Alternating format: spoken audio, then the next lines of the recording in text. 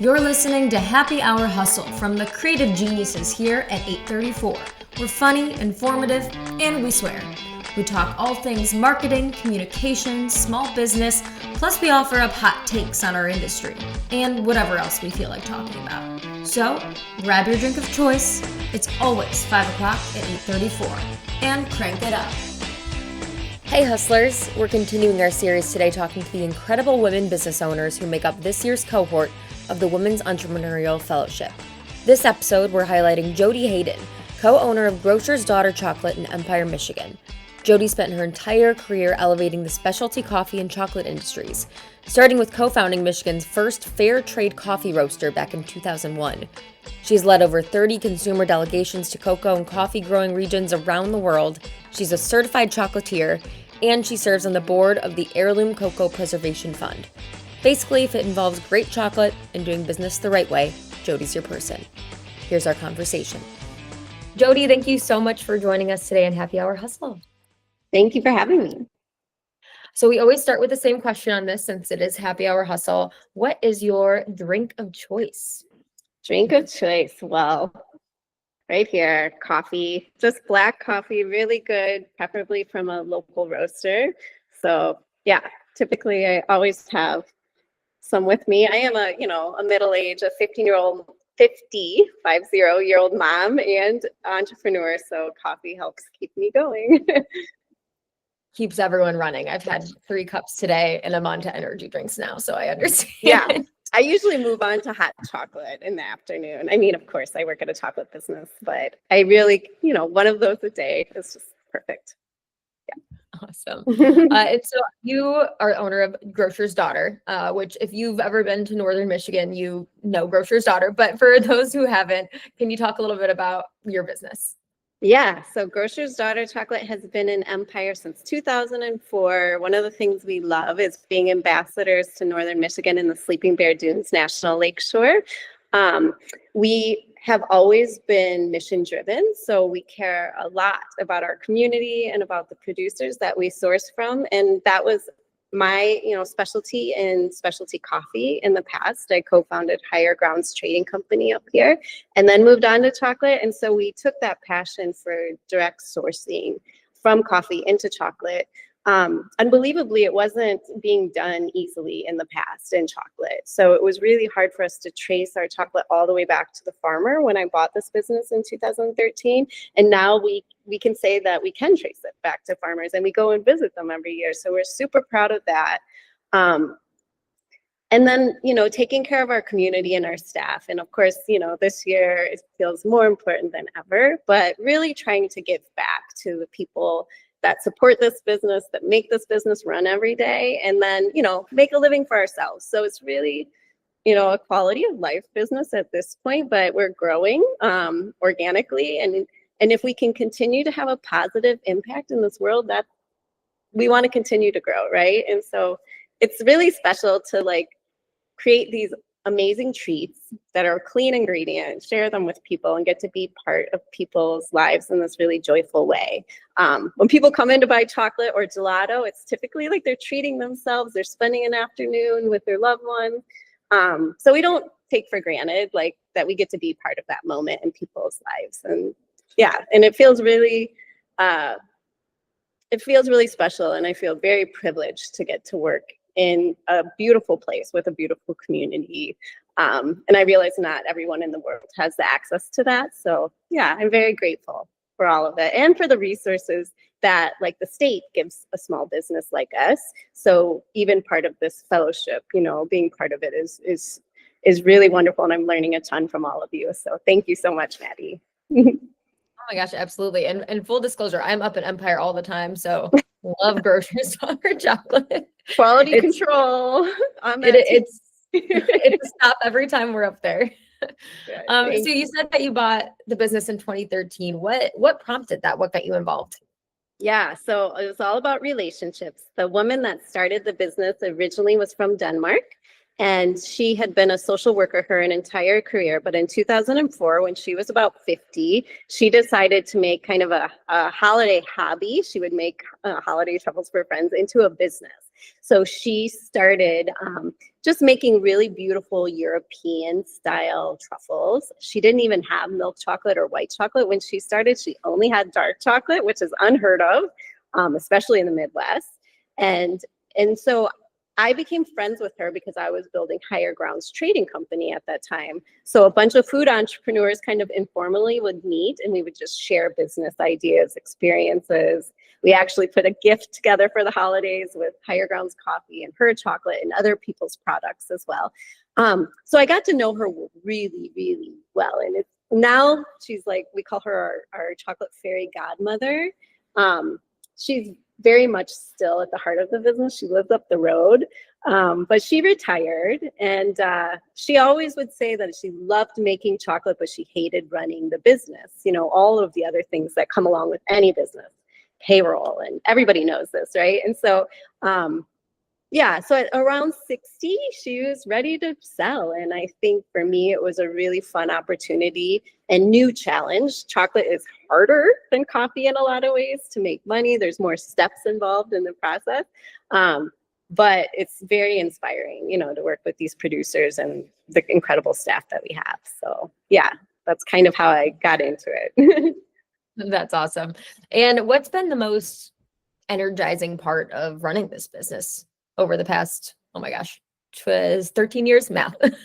Yeah, a couple of things. You know, the chocolate industry itself is in, I would say, a renaissance. So people are starting to really appreciate that it's an agricultural product and that there is really different flavor profiles in chocolate depending on where it's from, how it's roasted, but also just this love of like a clean ingredient treat. So think of our Twixes, our Reese's peanut butter cups from our childhood, like having an elevated version of those for folks that liked them from our childhood, but realize now like, oh, maybe like a cleaner ingredient version of that we can provide that feels great.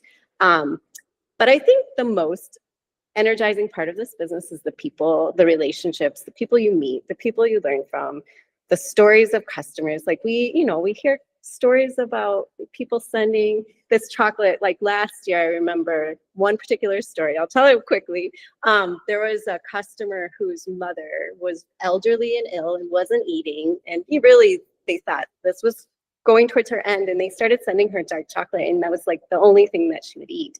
And so this customer reached out just to tell us the story. And and I just love that our community and our customers do those things. They tell us stories like that regularly. And so I really value those relationships. And as a small business, like we do get to hear from our customers and understand like how, they're enjoying the chocolate or the gelato in their lives. And that's very rewarding.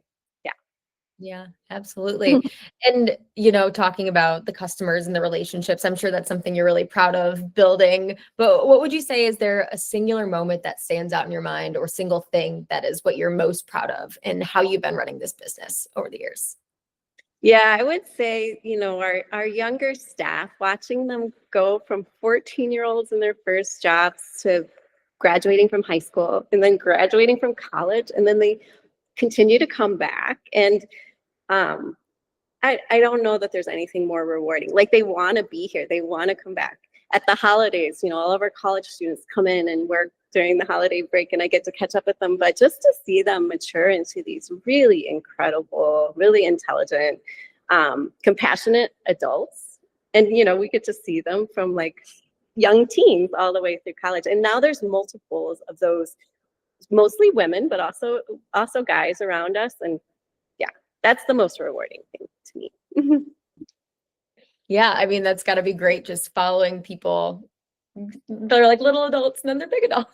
Exactly. And seeing the trajectory of their lives. And, a lot of them go to Michigan Tech or Michigan, they go to a local college. Not all of them, but some of them. And it's just fun to see them taking on the world in their own way and making their own mark. And I'm just really I'm so proud of all of them. Awesome. Yeah. What would you say is something about Grocer's Daughter that makes it stand out from other, chocolate makers in the Yeah, world? that's a really good question. I think that our commitment to our ingredients, like that we never compromise. If we can get the best quality ingredient, whether it's like, you know, the dozens of ingredients we source in Michigan, from cherries to like ironfish, you know, spirits from down the road, coffee, tea, spices, herbs. We have a local lady that grows flowers in the summer and then dries them and powderizes them for us to use on truffles. Like, there's so many people that are, you know, that influence the quality of our product, and just continuing to have these relationships with them. I think I'm super proud of that, our quality, and that our whole team cares about that. So it's kind of embedded in who we are. And then just that we're values driven. Like, no matter what's happening in the world, we're never gonna compromise our values or our mission, even if it means like, you know, it's going to cost us more money in some regards. I don't care, you know, like, we don't make decisions just based on short-term profitability, and we never will. And I think I'm proud of that. Like, I'm watching the world change a lot in the last 5 years with the pandemic. And, you know, sourcing of cacao, we had a chocolate crisis about 2 years ago where geopolitical issues and climate change really, it's the yield of the global cocoa supply suffered immensely, and it just catapulted the price. And it's nothing we've ever seen in chocolate or coffee, in my experience. And we weathered that, right? Because we had good relationships, because we stuck to our values. And I think that's what I'm really excited and proud of that. Yeah. Absolutely. What would you say is something that is creating momentum for your business right now? You know, you talk about 13 years doing it. Sometimes there's years that are on and off, but what's something that you would say is helping you grow or move forward or Yeah. So excited? sometimes as a small business owner, it can feel lonely, and you can also feel like maybe you're failing, right? The imposter syndrome, or that you're not doing the right thing. And I think having so much support from our state to interact with other business owners, and I think the fellowship is a really great example of this, that is definitely helping me continue to keep my head up and move forward, because, you know, I realize there's all these other business owners, and particularly women business owners who are middle-aged like myself, that are doing it. And we all feel the same way, you know, about it. And so to have a space and have that available because of our state and because of agencies like yours, like, it really does help. And I think knowing that people are rooting you on and championing you, even though you might not see them every day, it means so much as a small business owner. Yeah. That's great to hear. Happy to help. Love it. No, absolutely. It's great to, you know, support the people who are really doing the thing, right? And it's not easy, and there's not always resources available everywhere. So it's great to have things like Small Business Association of Michigan that make things like this possible, and really do sit when they say they're going to support small businesses, right? Yep, exactly.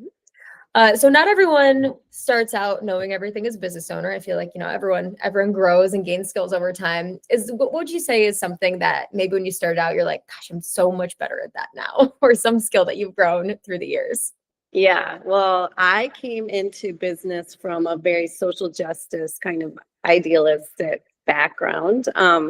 I went to graduate school in a program. It's called Organizational Management, focused on social change at the School for International Training. It's an alternative kind of business program.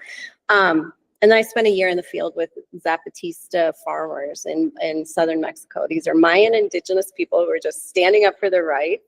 And so I think, you know, I had to learn the numbers and the data, and it turns out I'm kind of a geek about it now, but really to understand, to like have literacy around what is cost of goods? What should your gross profit margin be, right? Like, there is a whole language around financial literacy that you don't know unless someone, you know, exposes you to it or you teach yourself. Now I understand it all, and I'm really glad that I do. But you know, as much as I think Grocer's Daughter is built around values, if we don't understand our data and like what customers are buying and what they want, then it's hard to move forward. And so we pay a lot of attention to metrics and data in our business and financial statements. And like I said, now I'm kind of a geek about them, but, you know, Jody at her 20-year-old self would have been like, you know, anti-capitalist or whatever. I really come to understand like everything's a tool. We're all humans. We just make it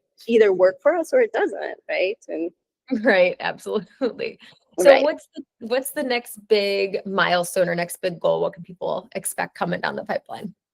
Yeah. So for this year, we have a couple fun things. We've had a shed that we saved from a demolition of a building on our property, and it's been kind of sitting there for a couple of years waiting to figure out what it's going to be, right? And it also takes money to refurbish a building, but we're going to work on that this year. So hopefully this the garden space that we own is going to kind of come to life this summer, which we're so excited about. J1 visas, I don't know if anybody else knows what those are, but they're summer workers that come on an international exchange. 2 years ago, we had 4 folks come. Two, it's all women, 2 from Russia, or 1 from Russia, 2 from China, and 1 from Colombia. Last year we had 3, and this next summer we have 5. So like that 5 different folks from Colombia and China want to come and work with us is so exciting. And we kind of call it summer camp at the gelato shop because all of our, young women come and run the show, and it's just amazing. So we're looking forward to that this year.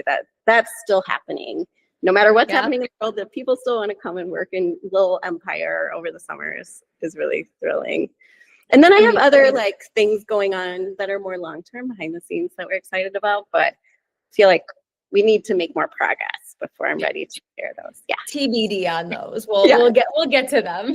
That's part of the big goal. Right. Absolutely. So where can people go to learn about you, visit you? I know you've Empire, Michigan, but for people unfamiliar, where do they go to find out more? Yeah. So we're online at grocersdaughter.com, and we do ship all over the country. And then our socials, Instagram, Facebook, mostly TikTok, we're getting on there too. And so we talk a lot about lately how we're making products. So a lot of our socials will feature more of like the process stuff this year, which we're hearing from customers they're excited and interested in. So we brought on somebody new in January to help us tell that story a little bit better. So, we're constantly trying to hear what our customers are asking for and slowly implementing those things. So that's how to connect with us. And of course, reaching out at chocolate at Grocer's Daughter. If anybody has any questions, we're always here to help. Yeah. And then I do one last question, and it's just because I know the story, and for anyone listening, I'd love them to know the story. Can you tell the bear story from a few years ago?